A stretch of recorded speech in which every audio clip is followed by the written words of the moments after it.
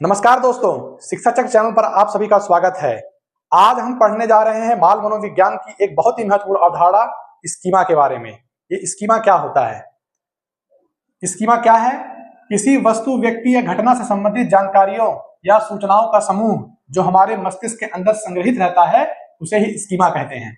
यानी स्कीमा कुछ और नहीं, बस क्या है?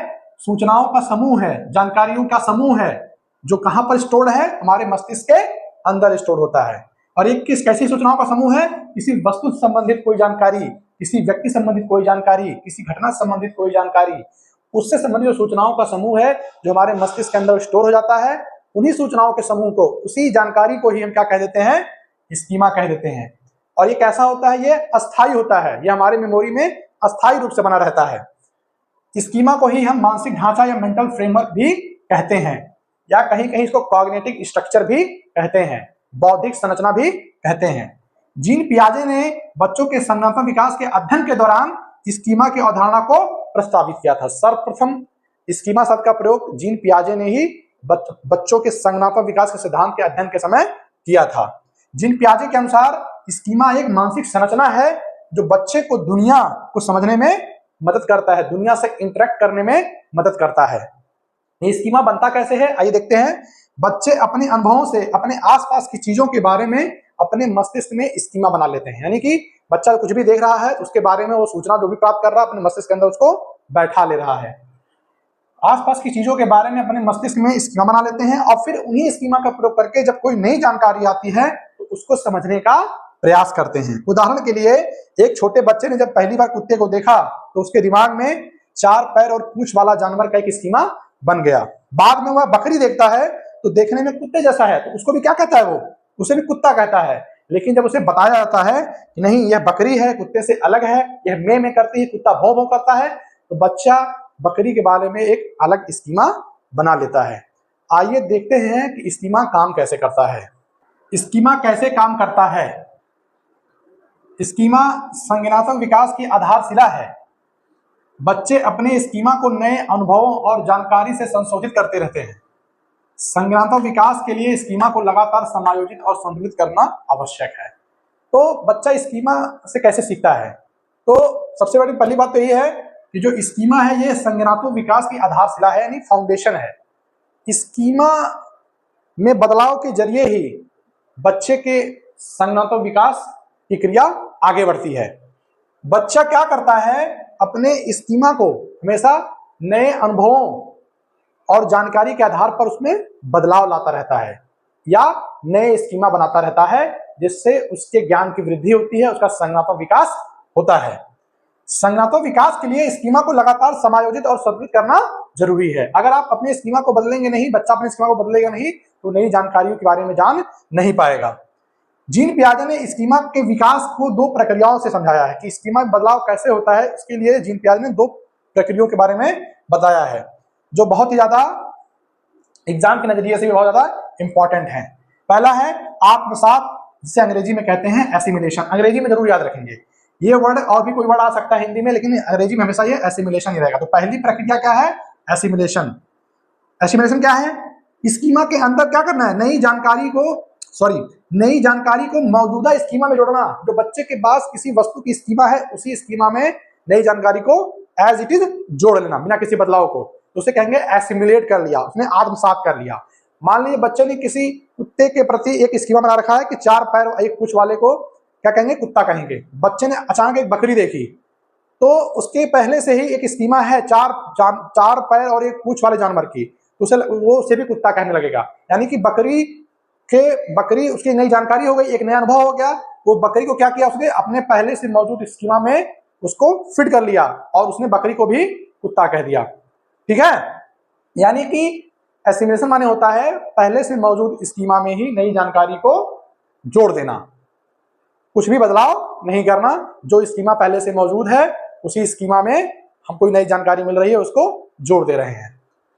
अगला देखिए, दूसरा है समाविष्टीकरण या समायोजन, जिसे अंग्रेजी में कहते हैं एकोमोडेशन। इसको भी याद रखेंगे, एकोमोडेशन को भी। एकोमोडेशन क्या होता है? नई जानकारी के आधार पर स्कीमा को बदलना या नया स्कीमा बनाने की प्रक्रिया को ही हम क्या कह देते हैं? एकोमोडेशन कह देते हैं।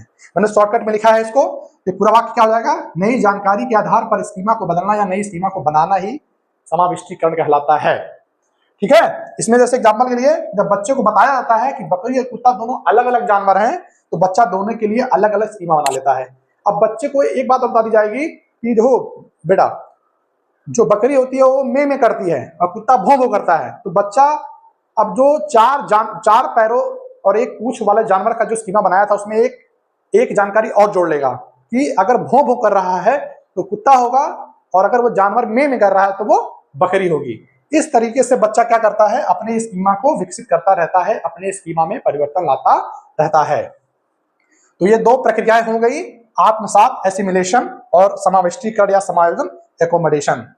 अब इसके बाद एक टर्म और यूज होता है, इक्विलिब्रेशन या संतुलन। तो इक्विलिब्रेशन क्या है, संतुलन क्या है, उसको देखते हैं। संतुलन क्या है? जैसे अंग्रेजी में कहते हैं इक्विलिब्रेशन, अंग्रेजी का जो शब्द है इसे जरूर याद रखिएगा, इक्विलिब्रेशन। इक्विलिब्रियम शब्द होता है अनइक्विलिब्रियम, ठीक है। तो ये यहाँ पर क्या है? इक्विलिब्रेशन शब्द है।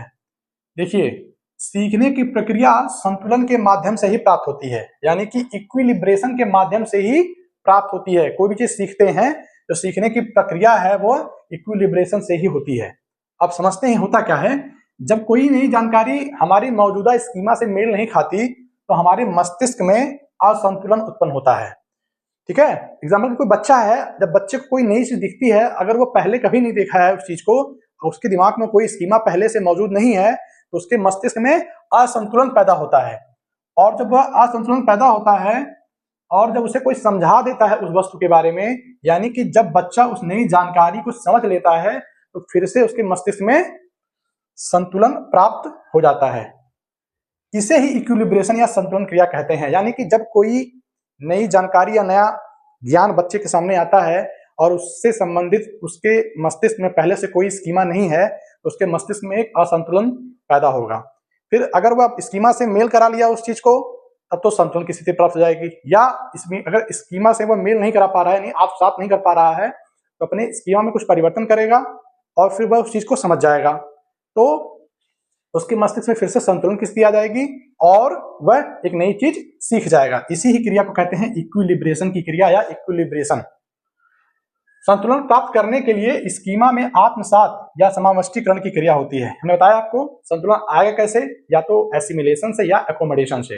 या तो उसके मौजूदा स्कीमा में वह चीज फिट हो जाए, या वह अपने स्कीमा में थोड़ा सा परिवर्तन लाए, या कोई नया स्कीमा बनाए, फिर वह संतुलन को प्राप्त कर लेगा और वह नई चीज को सीख लेगा। अब देखते हैं लास्ट में स्कीमा के प्रकार। स्कीमा कई प्रकार के हो सकते हैं। जैसे पहला है व्यक्ति स्कीमा।